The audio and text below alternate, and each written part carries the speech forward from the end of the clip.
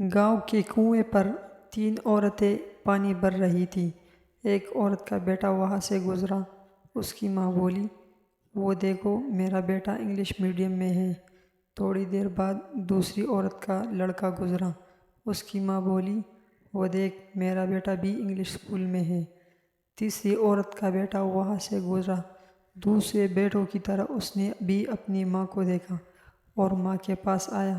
پانی سے بھرا گھڑا اٹھا کر اس نے اپنے کندھے پر رکھا، دوسرے ہاتھ سے بھری ہوئی بالٹی اٹھائی اور ماں سے بولا، چل ماں گھر چل۔ اس کی ماں بولی، یہ میرا بیٹا مدرسے میں پڑھتا ہے۔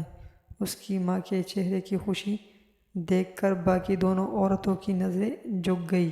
اس کہانی کا مطلب صرف یہ ہے کہ لاکھوں روپے خرچ کر کے بھی تمیز اور اخلاق نہیں سیکھی جا سکتی۔